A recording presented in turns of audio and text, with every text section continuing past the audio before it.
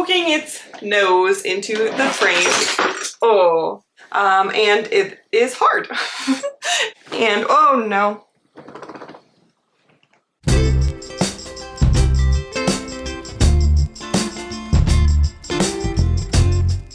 Hi friends, welcome or welcome back. I'm MC, a knit and crochet designer from Connecticut, and you can find me on Instagram and Ravelry as Blame the Knots, on my website blametheknots.com, and of course right here on YouTube where you can get to know me a little bit better. First of all, hi. I feel like it's been a really long time, which for me it has, for you it hasn't. But yeah, I haven't sat down and filmed anything in what feels like a really long time. It's been a little over 2 weeks, I guess, but it feels like it's been forever for me, and I feel like a ton has happened in the past 2 weeks. Also, before we get too much further, my neighbor is doing yard work today. It seems like all of the leaves in the entire neighborhood just came down in the past 2 days. So my neighbor is out there dealing with their big yard that is absolutely covered in leaves, and we're kind of in a situation where I film this right now or I don't film again for like another 2 weeks. So I figured I will try and do what I can to minimize the background noise, but I would rather get this filmed for you and get a video out and say hi than skip it altogether. So I think that is all I have to say. I've forgotten how to do this again. I need to not take breaks because when I do, filming does not come back to me naturally. Okay, let's move into what I'm wearing, finished objects, works in progress, all that kind of stuff, and I will get through it as fast as possible because we have a recap of Rhinebeck and some of the stuff that I got at Rhinebeck, which you might be able to see a little sneak peek of right next to me. And I know that a lot of people are probably pretty anxious to get to that little roundup. So first things first, what I am wearing is a finished object, and this is my Great Garter Bomber, which I am testing for Amanda of Lovely by Lee. And this is made with Lion Brand jeans in the colorway Top Stitch. I just finished it the other day. Let's see, it's in testing. I will have a vlog showing the whole experience, so I won't talk too much about it now. I believe I didn't do any modifications, any true modifications. The only thing that I did was my row gauge was a little bit different than Amanda's, which is, I think, pretty easy to happen in garter stitch because garter is so stretchy and squishy. So I just did the tiniest bit more rows than the pattern calls for, so I just went to the measurements of the pattern rather than the row count. And then actually, weirdly, for the ribbing sections, my row gauge was larger than Amanda's, so I went to the measurements instead of the row count for the pattern. I did my ribbing like slightly less rows. So that's it. No other modifications. I made the size small, which has a tiny bit less ease than the pattern recommends, but I love it. I'm wearing it today as like a shirt instead of a bomber. But I wore it the other day as an open cardigan, and actually, depending on how long I sit here and talk, I might have to do that because I'm getting a little sweaty already, even though I've only been here for like 5 minutes. But I love it. I love it so much. I was a little bit nervous about this wide collar, not for any reason other than my own personal style. I really liked the design, but I was also like, I don't know how I'm going to feel about that with my personal style and how I like to wear my clothes. But I'm loving it. I wore it the other day and it is so warm and comfy and cozy, and especially because it's acrylic, it like doesn't breathe at all, so it's nice and warm. So it is perfect for heading into the fall, and I can't wait for you to all see the vlog. This will be coming, I think when this video posts, this will be coming the following Friday. Don't quote me on the dates, but it's coming very, very soon. And also, I just wanted to note that these earrings are from Stacy of Bah Humble, and I don't know, they might not really go well with this outfit. The browns might be like too close but different, so they might not go super well, but I don't care. I like them a lot. They are little feathers with a turquoise bead, and they're super cute, and I love that they're nice and light because I don't like heavy earrings, so I get to feel like I'm making a statement without feeling anything in my ears. Yeah, okay, that's it for what I am wearing. I have one more finished object, which if you follow me on Instagram or Brianna of the Little Wolf Knits, you have probably seen these already. I finished my second ab sweats, which are currently in testing for Brie, and again will be releasing pretty soon. These are wrinkled, sorry, because they've been worn already and were then folded up in my suitcase.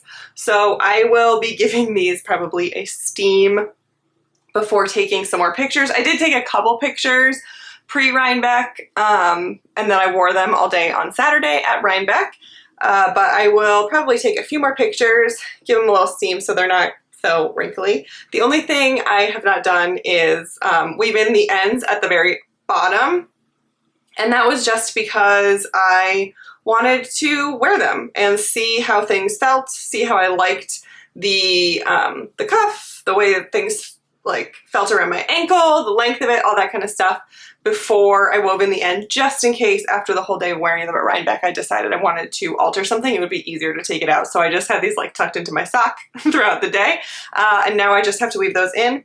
Everything else is done, and they wore beautifully. Maybe I'll save it to a highlight because I did post a story on Instagram after the full day of wearing them to show that, I mean, I wore them from probably 8 a.m. till like 6 p.m. I think I had them on, and then I filmed a little story in the mirror at our Airbnb showing what they looked like after the full day, and they had, you know, obviously, I mean, clothes stretch out as you move around in them, so they had stretched a tiny bit, so they looked, whereas in the morning they were a bit more tight around my calves in particular and my ankles, they were a tiny bit looser there, but, you know, there was no diaper butt, everything, like, it fit perfectly still around my hips and waist and butt. It was just maybe a little bit looser in the legs. And I mean, that is something, you know, that happens to me like with my jeans, for instance, right? If I have just washed them or they're like brand new, they're going to be snug in places. And then the more that you move around, they get a little bit baggier in those places, not in a way that makes them not fit, but just in a way that means they're being worn. So, yeah, if you were ever afraid of making knit pants, don't be, because these were so comfy and so easy to wear, and actually I stayed pretty warm all day. I ended up sweating because with the rain and the humidity and my rain jacket, and I was wearing these with my Allison cardigan, and it was very warm. But yeah. That's all I have to say about that. Again, I have another vlog for these coming as well. All right, continuing with our fall of testing that I have going on, I have the Ruska cardigan for Sarah, who is s.knits on Instagram, and this is coming along absolutely beautifully. So I have made it through the joining for the body of the cardigan, and I have about maybe, I think, 5 inches here past the armpits, and I need to get to 8 inches before the next thing happens. But it is so lovely, so fun to work on. It has this great garter bit. oh yeah, last time it was really like barely anything, so I couldn't really explain what was going on, but let's see if I can show you a little bit better. Hopefully it focuses. So we have this beautiful collar. Sorry, my head's peeking out, so I'm trying to see what I'm pointing at. We have this beautiful collar.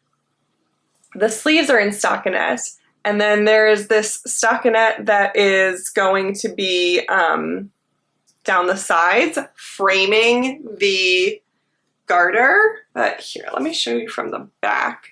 We have these stockinette bands, I hope you can see that are framing this garter back panel and the garter front panels.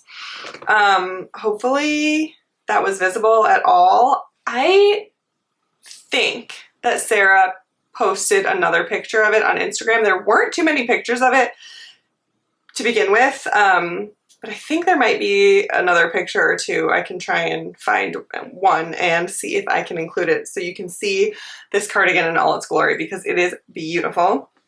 I am using the Little Wolf Knits. This is, come on, there we go. This is Ginger Cookies, and oh no.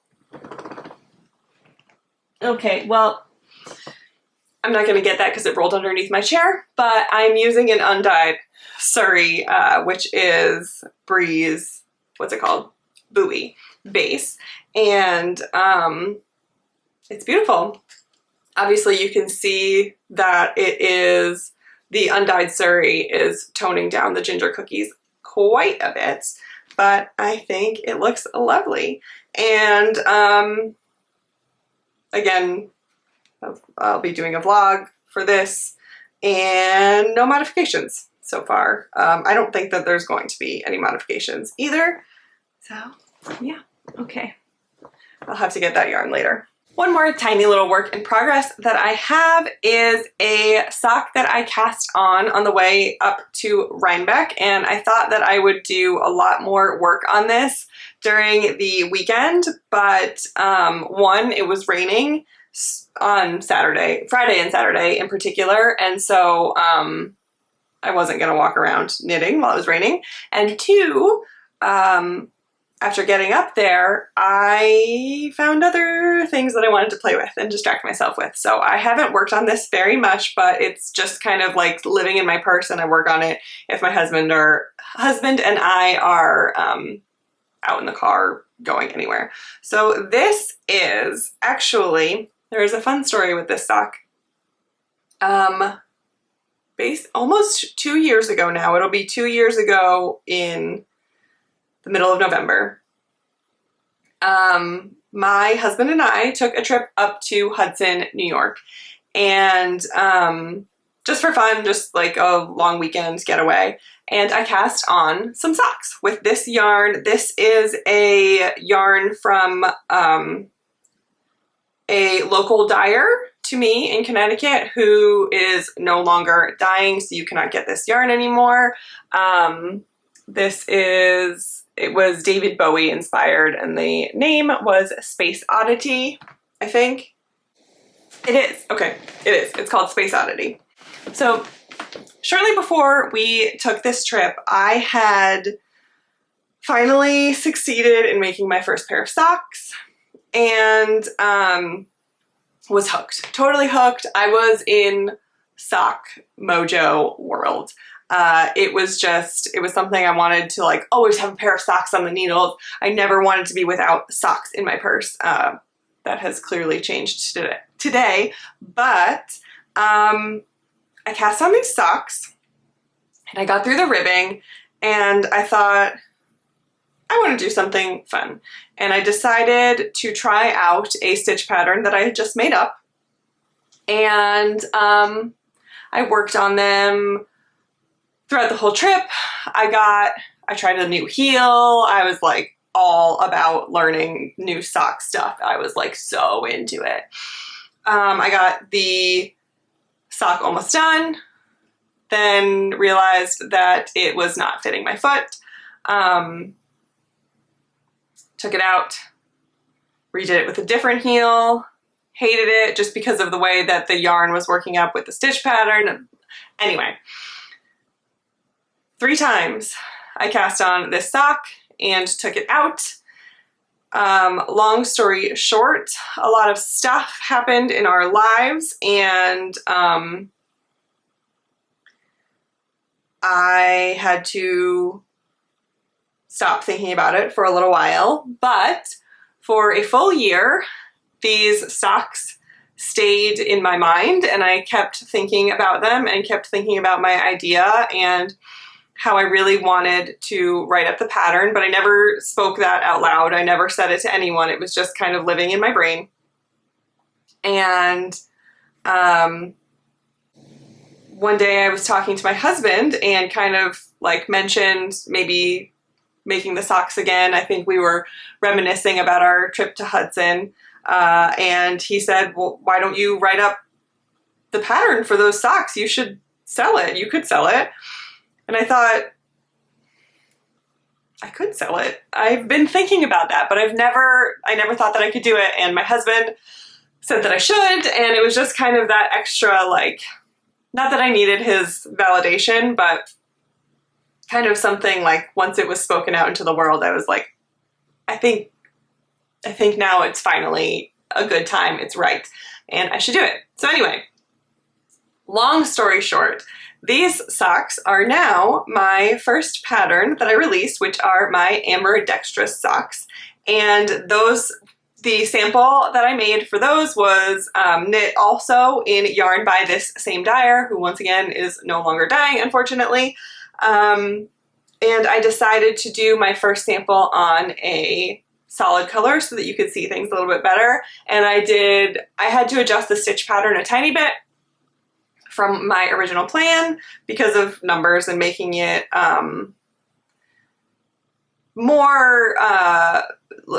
making it fit feet better and making it easier for people to modify if they wanted to make sure that they can get it to fit the way that they want. I am talking about this forever, but basically what I am doing is I am making the original variation of these socks that I had wanted to make in the original yarn that I was making them in, and I started it on our way to Rhinebeck, and for that trip we were staying in Hudson. So this was kind of like a full circle moment. I had started these socks 2 years ago in Hudson, and then 1 year ago I published the pattern, and I think I actually published that pattern on the anniversary of us going to Hudson. And then now here I am a year later making them again. So to tie this together even further, I am planning to re-release all of my patterns that I've released in the past year. I just in general have decided on a new layout and just design in overall of the patterns, but I also want to adjust some wording of things, just some better explanations. For some of the garments, I want to add sizes and adjust some recommendations, and also add in some additional modifications that I've discovered or come up with or thought of in the past year. So I have decided I was trying to figure out how I wanted to go about this, and to be honest, I just figured the easiest way is probably start from the beginning and just go forward through time. So I am making these socks also in an effort to work my way through that pattern and just make sure that everything is the way that I like it. Because, you know, it was my first pattern and I am still proud of it, and I still think that the way it's written is good.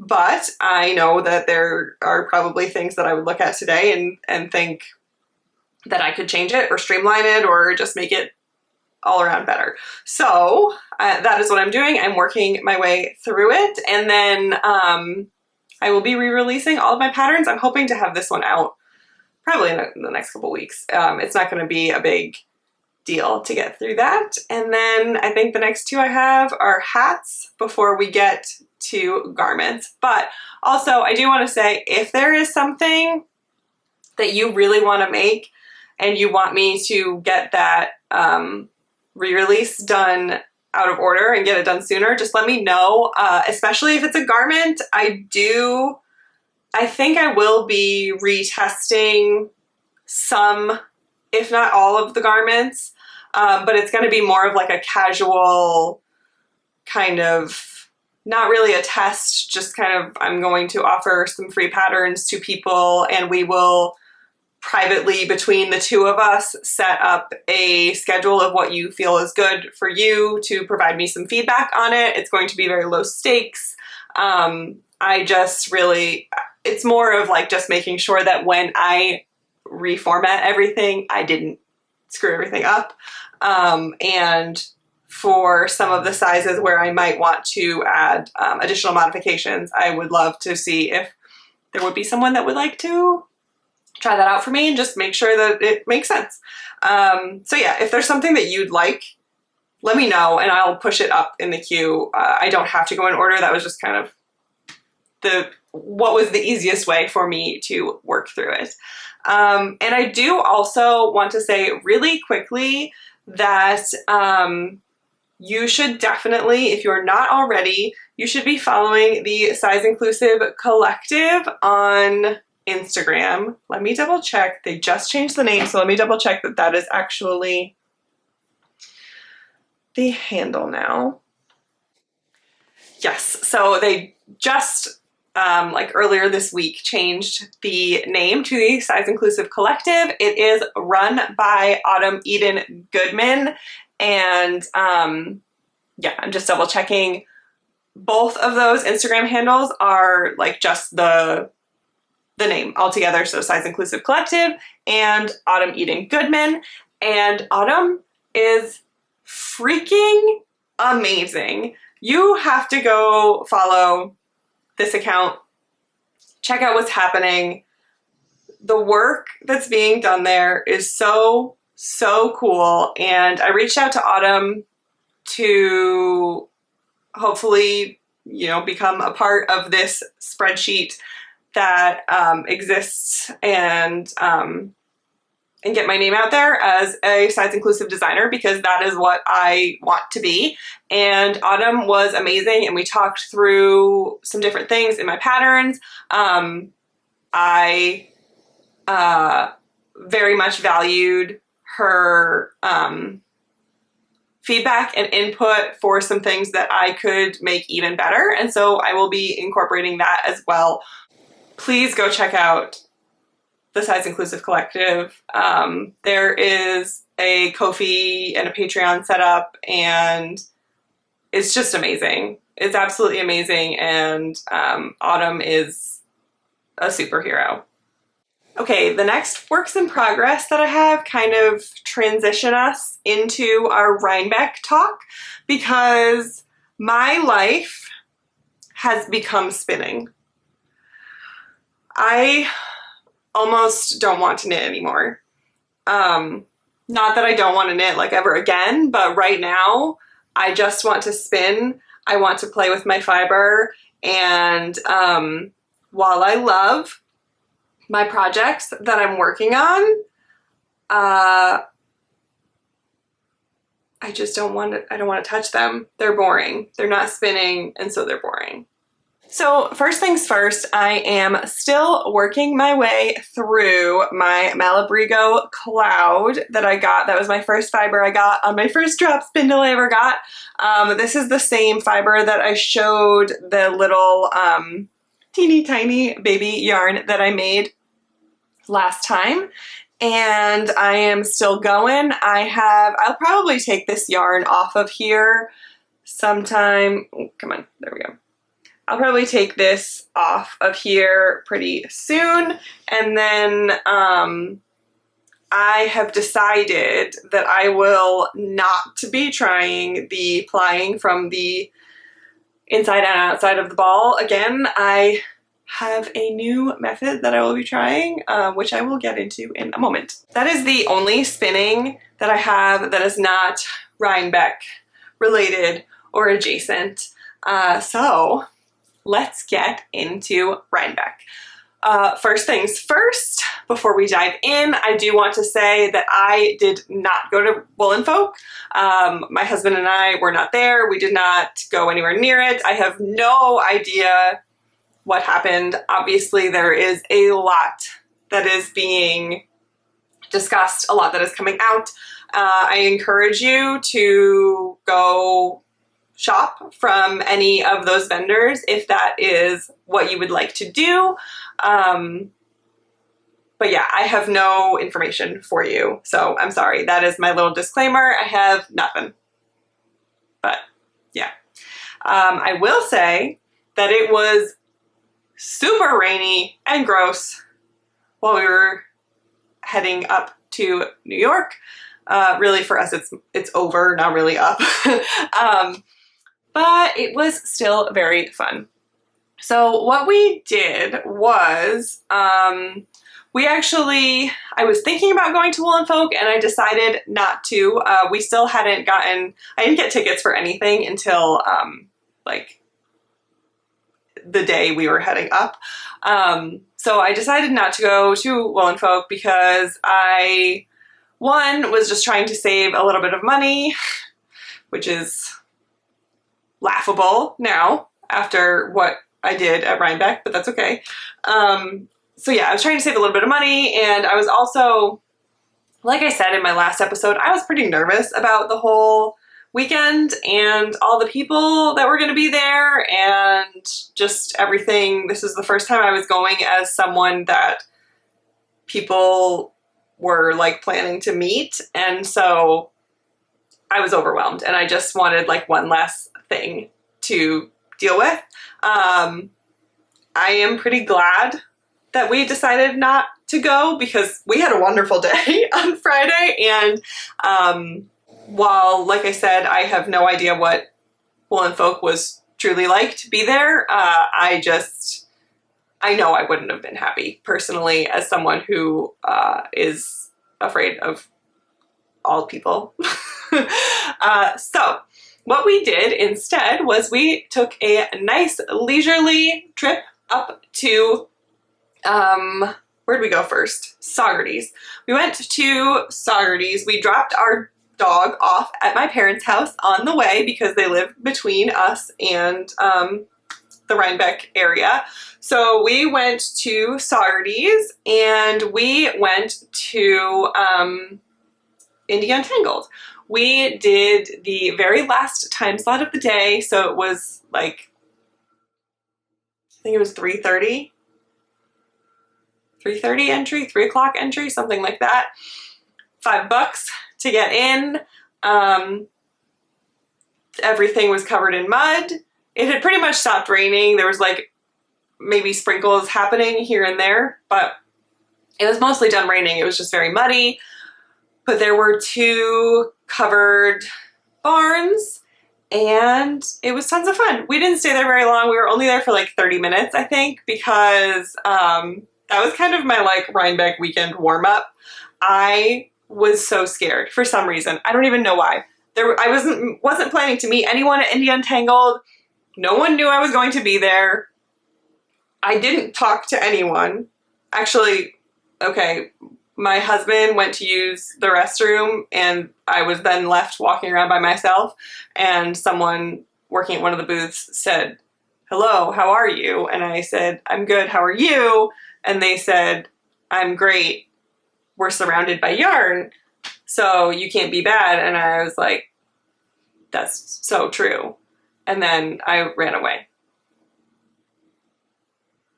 And then I told my husband that he left me for too long, and I was scared. I was feeling pretty dramatic. They were lovely and kind, and no one was weird, and everyone was great. It was really cool to walk around. I got to see the Red Pansies booth for the first time and squish their yarns in person. I think that might have been their first event that they were vending at. Their yarn is so freaking beautiful. And it was so squishy and I loved it. I got to see Plies and Hellhounds, who is a Connecticut dyer. Their yarn is also moody and amazing, and you know, I just am extra proud because Connecticut, there's, you know, there's not many of us. We're a tiny little place, but I'm really proud that we have a dyer that has really made a name for themselves from Connecticut. Of course, we have plenty of other Connecticut people. We have Needles at the Ready, Tiff Nealon. I think Samantha Guerin is from Connecticut. There's another dyer close to me called Earth and Empress Fibers. I think there's more. No one asked for a list of Connecticut people, but anyway. The only thing that I got at Indie Untangled is some fiber. I had really planned to focus on fiber for the weekend. I had wanted, the only thing yarn-wise that I had wanted was a skein of Woolens and Nosh yarn if I had gone to Wool and Folk, but it wasn't even like I had a specific one in mind. I just wanted to go squish Woolens and Nosh yarn in person, and I love their Targhee sock base, so I wanted to support them and grab a skein. But I can do that online. I can do that. I mean, they're a Vermont dyer, and we go to Vermont all the time, and we love going to Vermont, so I can support them through supporting a local yarn store in Vermont as well. So no big deal. I will get myself some Woolens and Nosh yarn. But what I got, sorry, there we go. Fuzzes on me. I got, nope, I'm still itchy. The thing is that I shed a lot, and now that I apparently love fiber floofs everywhere. So, and I'm also a very itchy person. I have very sensitive skin, and I get hives really easily. Okay, refocus. I went to Bricolage Studio. Let's see, can we get that to focus? Maybe? Bricolage. I will, of course, link everyone down below. It's going to take me forever to link all of these things, but that's okay. This is the colorway Carnelian. It is what they call Luxe Roving, and it is made with Coopworth, CBM, Merino, Tussa Silk, and Angelina. I was a little bit hesitant because of the Angelina, mainly because I don't like sparkly things, but it's very subtle, and this is freaking soft. It's just beautiful. It's really beautiful. It's not in my normal color palette that I would go for, but I was drawn to it. My husband encouraged me to go for it. I like just really, there was a part of me that like didn't want to leave Indie Untangled without getting some fiber. Not that I was suffering by supporting Bricolage Studios at all. Oh my god, this fiber is so soft. They had a lot of really cool, beautiful blends there, and this was just calling to me. They also had this like really lovely, very pale gray. Oh my gosh, it was beautiful, but I really thought that I find that there's a lot of joy to be had from spinning with something that you find absolutely beautiful. So I grabbed this because it just made me super happy. And I have not touched it yet because I don't think I am ready to spin with silk. And so I am holding on to this for a little bit until I am a little bit more mature in my spinning, and I feel like I can handle something that will be a little bit slipperier like silk will. But I love it. I can't wait. I'm like, I'll just like randomly ogle this. I can't wait to spin with it, but I'm not ready yet. Not a good enough spinner at the moment. The next thing that we did was we were kind of like trying to figure out what we wanted to do with the rest of our day, and Bree of the Little Wolf Knits was having a small pop-up at Yarn Farm in Kingston, which was in the wrong direction from where we needed to go, but we had plenty of time and it seemed like a really cool shop. So they have, they're a wine bar and yarn shop. I mean, come on. That's so cool. And so throughout all of Rhinebeck weekend, they were having various events. So they did, one night was a cider tasting, one night was a beer tasting, wine tasting. They had all kinds of stuff going on. They had like a spinning event where you could come and just spin. I kind of wanted to go to that, but it was, again, in the wrong direction. So we didn't go back for the spinning event, which is fine. The day that we went, they were having a free beer tasting from a local brewery, and I don't remember the name of the brewery, but I will try to find it and put it here. It was very good. It was, I was so shocked. They have a freaking banging location. They are right on the water, right across the street from this like green space. Oh my gosh, it's amazing. I can't imagine on like a nice day in the summer. Oh my gosh. It was such a cool shop, super cute, a little bit cramped on Rhinebeck weekend, I will say. That's, you know, not their fault, and I'm super happy for them that they had that business. But I can imagine if that was like my local yarn store and I could go there on maybe a quieter afternoon, oh my gosh, they would have all of my money. I would just link them to my bank account, I think. It was amazing. So again, I was in fiber mode. So I grabbed this lollipop swirl. Actually, you know what? Let me show you this side. I think that'll be better. This is from Hip Strings. I'll turn it around now so you can see the label. This is called Lollipop Swirl. 100% Corriedale, and this is again another thing that I don't think I am old enough to spin yet.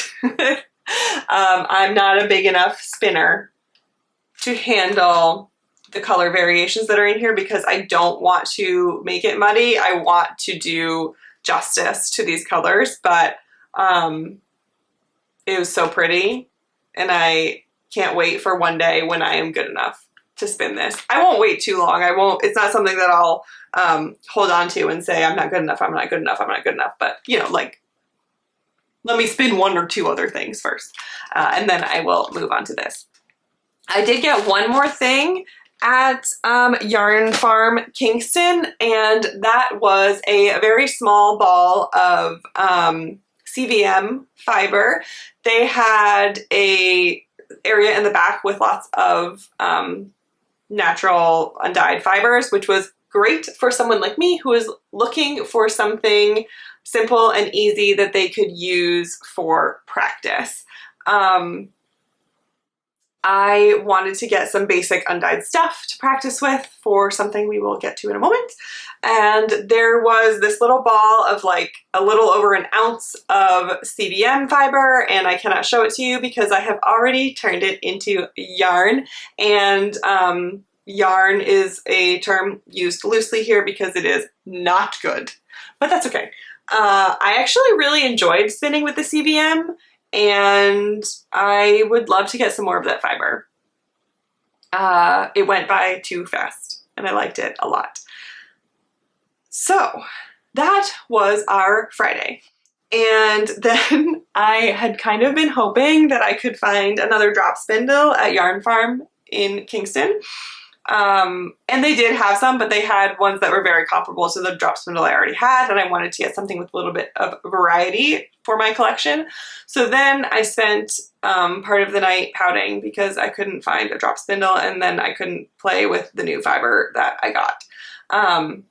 I wasn't really pouting. I mean, I was a little bit, but like jokingly pouting. And then I knit on my socks.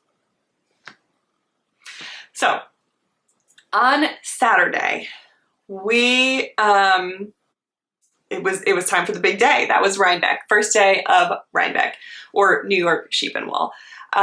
We decided to get there a little bit later, just because it was raining, it was gross. I did not feel the need to stand in any lines. There was nothing that I wanted from Rhinebeck that was urgent that I needed to fight through crowds to get. So I figured, let's just like enjoy our morning, have a nice slow cup of coffee, have some breakfast, and we'll get there when we get there. And like a lot of that like early morning traffic will be cleared. So we stopped for coffee at this place in Hudson that we really like called Moto, which is a coffee shop and motorcycle shop, which is a unique combination, but it works. We like it there. I very much enjoy their maple lattes. And they had limited food this time around just because they were going through some renovations, but they usually do also serve food as well. So we had a nice slow morning. We stayed there for a long time sipping our coffee, and then we headed over to Rhinebeck. And the very first thing that I did, and pretty much the only thing that I wanted to do, well, there were two things that I wanted to do before we left Rhinebeck, but number one was to visit the Dreaming Robots booth. And that, my friends, is where we got this thing that you've been seeing sitting, poking its nose into the frame. Oh, I don't have it plugged in, so all the power stuff just fell down. But I got an EEW 6, the dog just yawned, or an electric eel wheel 6. And basically, I wanted to go to Dreaming Robots because electric spinning wheels can be quite expensive, and Dreaming Robots has a much different price point than basically any other brand. There's really nothing comparable to them. And so they have their EEW 6, and they also have the Nano, which is teeny tiny, only weighs half a pound. It's amazing. So I really wanted to go check out the booth, check out the Nano and the 6. And for me, it was really a question of yes or no to this. It wasn't eel wheel or a different brand for an electric spinning wheel. It was eel wheel or no electric spinning wheel at the moment. We talked to them for a long time. They were super great, super helpful, demonstrated both machines for us. I did not try them because I had never used one before, but I didn't admit that. So I bought the 6. I decided to go for the 6. I had no idea what I was doing. I just wanted it. And also, if you follow me on Instagram, you may have seen that 2 days before we left for Rhinebeck, I also bought myself a reel spinning wheel. So there's that. I'm not going to talk about that too much right now because so far all I have done is practice my treadling. I have not even tried yarn on it yet. So as you can see, I have fallen hard for spinning. So I grabbed the 6, no regrets. I was so happy. We weren't at Rhinebeck for like 10 minutes and I was at the booth asking all the questions, ready to make my purchase. So then from there, we just wandered. We went through a couple of different barns. I didn't have much else that I wanted to grab. So I was kind of just on the lookout for fiber because I would need some more fiber to spin, right? So the reason that I got that CBM on Friday night was so that I could practice on either my regular spinning wheel, I'm pointing you over here because it's right next to me over there, or my electric eel wheel. I wanted something that I wouldn't be upset if I totally sucked and tied it in knots and like made it all gross. So that's why I got the CBM. But I was quickly realizing that that one little ounce that I got was not going to cut it. So I wanted to look for some other stuff too. So we turned the corner and entered this one barn, and some fiber caught my eye. And so I pulled over to stop and check it out. And I decided to grab some. So we stopped at, I have all the names written down just so I make sure I don't mess anything up. Lyman's Sleigh Bell Farm, and grabbed 3 skeins of, I believe this is 100% Corriedale. All raised and processed and dyed and everything by them. I got this beautiful like deep tealy green and magenta. This one's coming up a bit brighter on the screen than in real life, but I got these thinking that they might go well together, and then this like puke green just called to me. It called to me and I couldn't help it, and so they had like a 3 for something deal, so I got my 3, and I love it. I love this yarn or fiber. I have not touched these 2 yet, but this one I have started spinning with a drop spindle acquisition that I will get to momentarily, and I love it. The next thing that we did was I had been keeping an eye out for this one booth that I had visited last year, and that is, I wanted to get another bag from Wild Fawn Knits, and I will show you their card. Hopefully you can read that. This is one of those like knot bags. Come on, where you can wear it on your wrist like this. This one has doggos on it.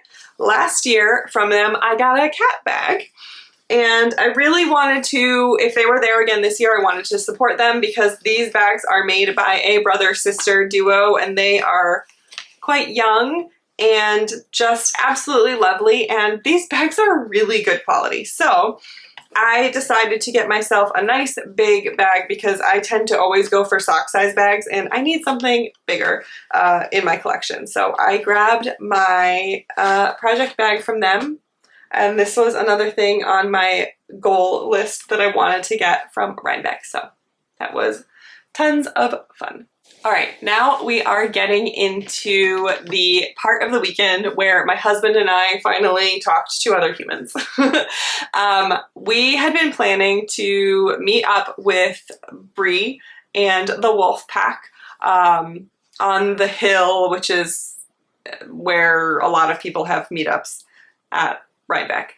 So my husband and I got a snack, and we were sitting at some picnic tables in a pavilion kind of near the hill shortly before all the meetups happened, and we were just kind of keeping an eye out for people. I'm really bad at spotting people in a crowd, so we were just kind of keeping an eye out for people, and then luckily Bree and Veronica, who is also in the Wolf Pack, managed to spot us, and so that was so much fun to meet them in person, to hang out for a bit. We wandered over towards the hill and got to meet a whole bunch of people. I got to meet Amy and her husband Ian. You have probably, if you follow Bree or Natalie, who is Nitty Natty of Love and Stitches, you've heard mention of Amy and Ian before. I got to meet Natalie in person finally, which was great. I got to meet, let's see, I'm trying to think of the like names of people and their Instagram names / YouTube names. It's so hard to like put names and faces and YouTube and Instagram handles and all that kind of stuff together. I was so bad at it, and I'm so glad that some people came and found me. A couple other people from the Wolf Pack came and found me, which was amazing because I didn't notice them because I don't recognize anyone in crowds. I was very overwhelmed by the number of people. A couple of people who had tested for me in the past came and found me, and that was the most heartwarming and wonderful experience. It was just so nice to talk to them, and they had such kind things to say and were just the absolute sweetest, and it warmed my heart so much. It was a really special experience. My battery died as I was getting sappy.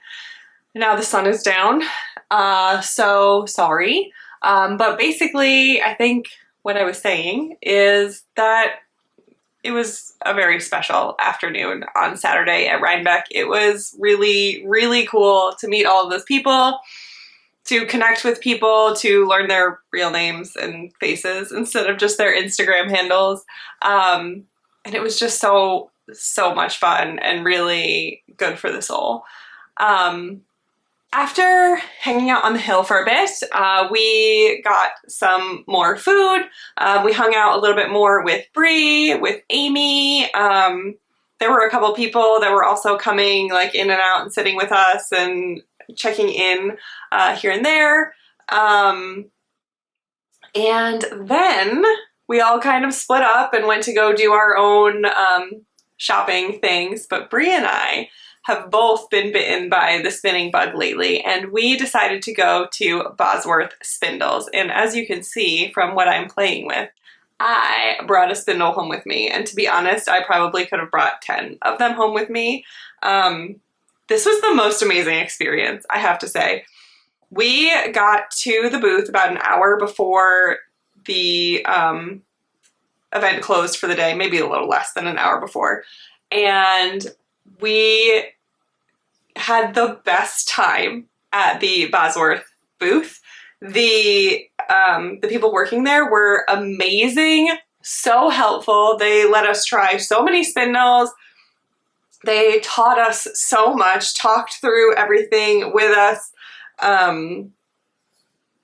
talked through, like, I asked about my disaster with trying to ply my yarn from the like a single ball, and they said, no, don't do that, you're going to hate every moment of it, and they gave me some tips on other things that I can do, so I will definitely be using those moving forward.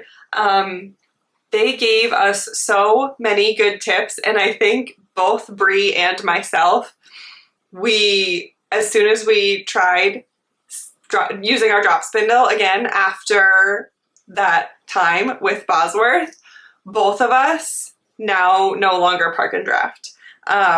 We can do suspended spindling when we couldn't before. We are amazing and the coolest, and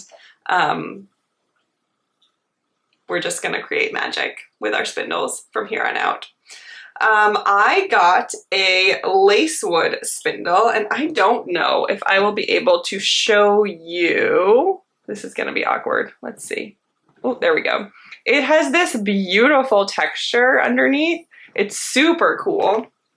And this is, I forget the weight of it. It is like, it's less than an ounce. It's like 0.8 or 0.9 ounces. And it's beautiful. I didn't want to get one lighter than this because they were saying that the ones even lighter than this would be great for lace weight, but not much else.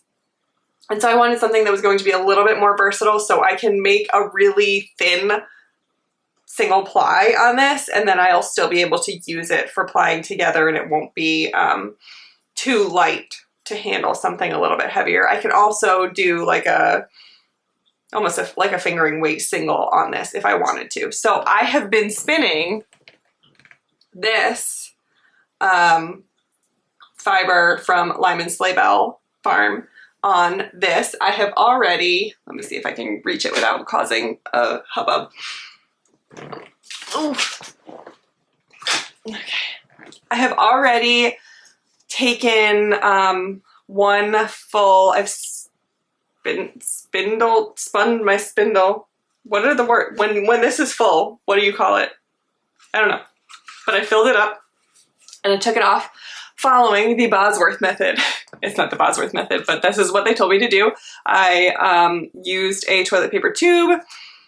I had to cut it down the middle, and then wrapped it around my ball winder, taped it so that it fit my ball winder exactly, and then I basically could use the area where I cut it at the top and bottom to tuck my yarn ends into. Hopefully that's, come on, there we go. I could use my the ends to tuck, or the cut area to tuck my yarn ends into. So this is waiting for me to make another one with my spindle so that I can ply it. The only reason I haven't started this second one yet is because I've been focusing on my other spinning project in an effort to get at least one of them done. But I don't know. I do have some other fiber that I got post Rhinebeck and some other stuff that I've been working on that I might want to do with this. I don't know. We'll see. I'm loving it. I love the way this is coming out though. It's so cool. So that is Saturday. Basically then we went out and grabbed some dinner and we went back home and I played with my spinning wheel. I used my CVM fiber on my eel wheel. I got through almost the entire like ball of fiber that I had that night. It was not pretty. I was not good at it, but that's okay. I wasn't expecting to be. I was learning, and even though there were times that I sucked and I was going to scream if I had to pull my yarn through the orifice one more time, because like I don't mind messing up, but for some reason just like sticking the little hook through and pulling it through the orifice was driving me nuts. But anyway, I was still having a blast because I was learning and it was so much fun, and my husband was getting involved in trying to like figure out how the machine works, and I was able to explain things to him, like, you know, to the best of my ability with my minimal knowledge. But yeah, it was tons of fun. And then there was Sunday. So on Sunday, we only wanted to go for part of the day. There wasn't much. There were like 2 barns that we didn't get to on Saturday. We really saw almost everything at the fair, festival, whatever you want to call it, on Saturday. But there was a little bit left that we wanted to do, and mostly just on Sunday we wanted to see people. So we went back to Moto for coffee in the morning, but we moved a little faster and we got to Rhinebeck a little bit earlier in the morning and did some wandering around. We went to one of the barns that we hadn't made it to the day before, and I stopped by the Woodland Woodworking booth and I got a supported spindle because I can't stop. So this is the cutest little, come on, focus and show him in all his glory. Please? Are you focusing? There we go. Is that better? It's dark in here. Wow. There he is. Okay. This is the cutest little bird. It was listed as a bird on the stock sheet, but I don't know. I think he looks kind of like, I feel like he looks like a penguin, but I also want him to be an owl. I don't know. Anyway,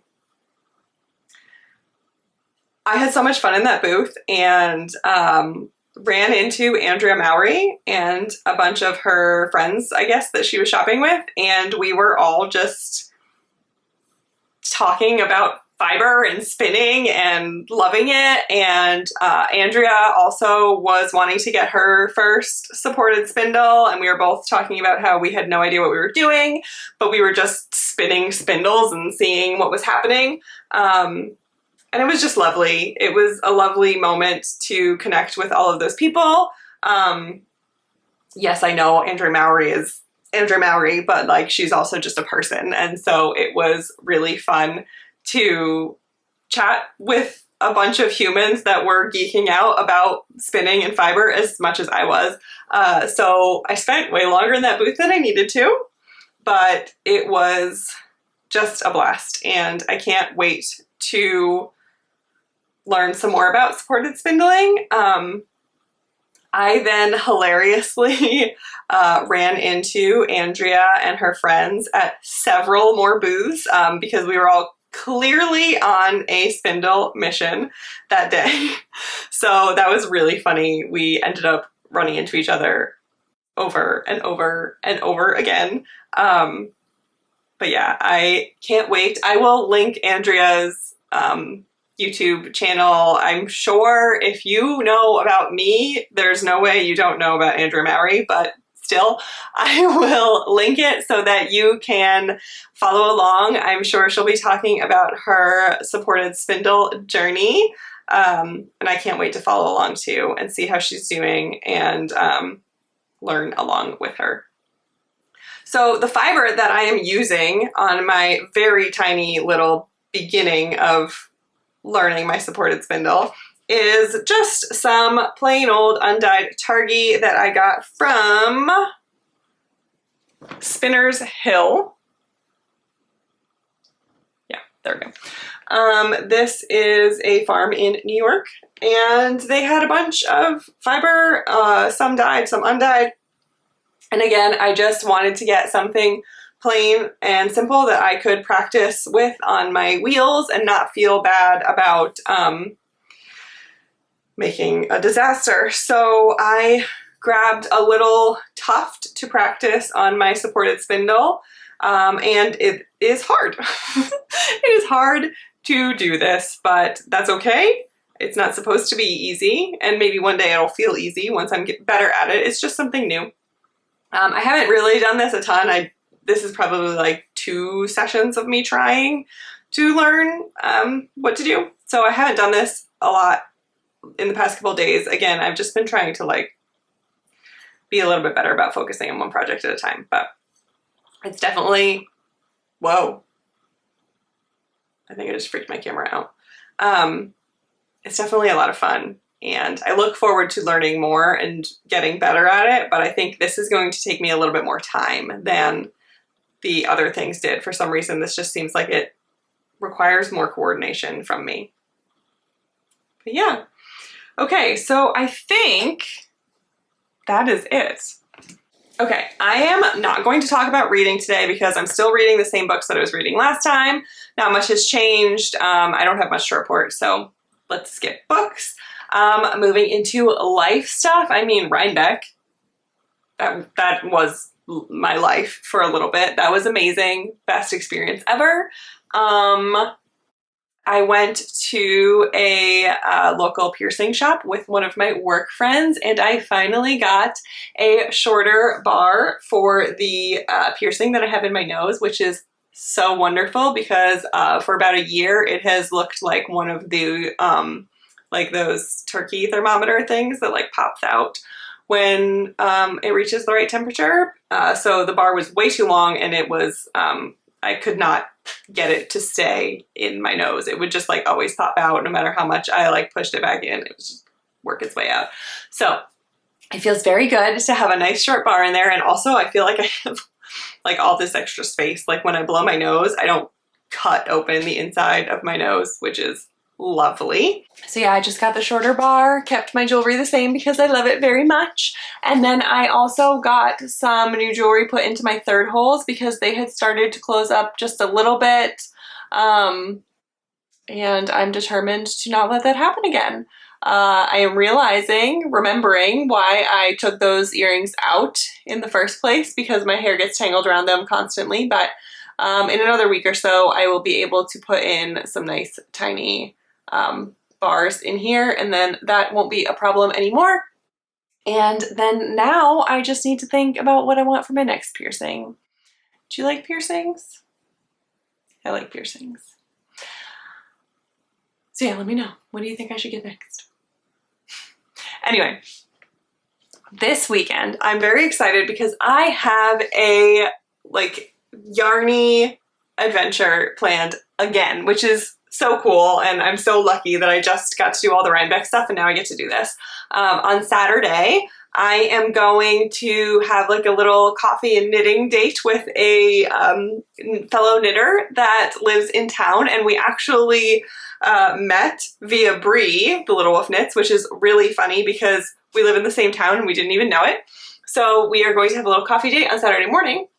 And then in the afternoon, I am going to a very cool event at Madison Wool here in Connecticut, and it is going to be yoga, a chair massage, and knitting. So it's like a couple hours, you go in and you have like a little yoga session to relax.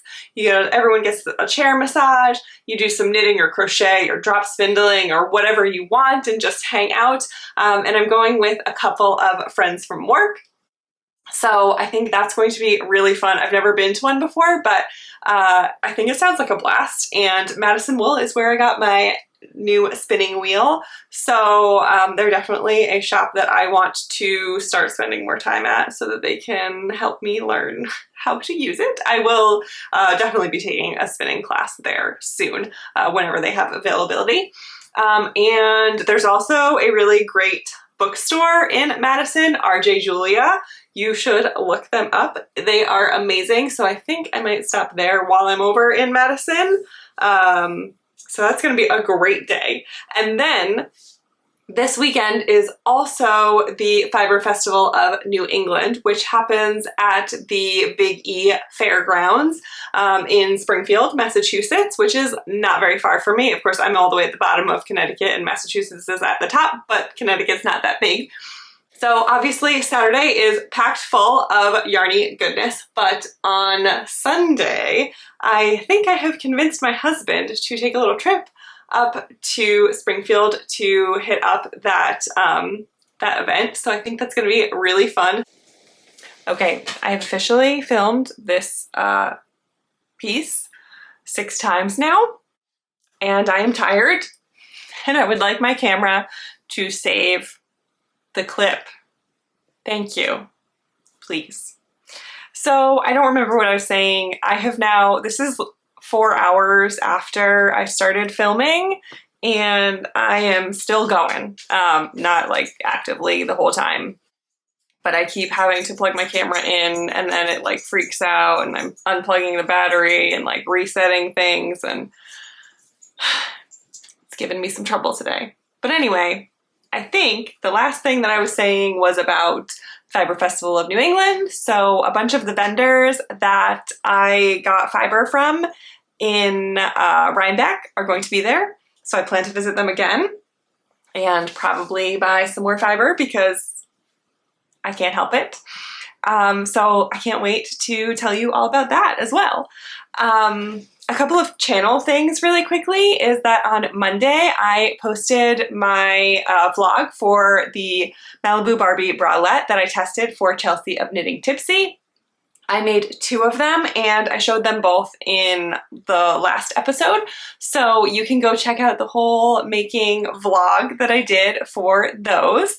And another thing is that we have hit 100 subscribers here on YouTube. This actually happened a couple weeks ago when we passed 100, but I forgot to mention this in the last episode that I filmed. So I had asked on Instagram if people wanted to do any kind of Q&A, if that's something you'd be interested in, and several people were. So I'm not sure if it'll be this Friday or next, but I will be doing a Q&A. It will not be live. I am not ready for that yet. But I figured I have some hats that I want to crank for Christmas gifts for some people, or might spin, who knows. But I think I'll just sit here and hang out and answer your questions. So go ahead and if you have questions, you can leave them down below, or shortly before I film, I will be doing a question box on Instagram where you can ask questions there as well. I will not be posting or saying the names of the people that ask the questions. Obviously, if you comment on this video, it's not going to be anonymous, but I'm not going to be mentioning who asks what. So yeah, nothing is off limits. You can ask me whatever you want about me or my life or my yarn stuff, anything that I'm interested in, anything you want to know my opinions on, I'm happy to answer. If you ask something like super weird, I'm probably just going to ignore it. But I think all of you are probably okay, and you'll ask normal questions. So look forward to that, and a big, big thank you for getting me to past 100 subscribers. So yeah, that is all I have to say for today. It has been a yarny and love-filled couple of weeks, and I am so happy, and I have more fun stuff coming up that I can't wait for, so I'm super excited to tell you all about it. So that being said, take care of you. I will see you next time. Bye-bye.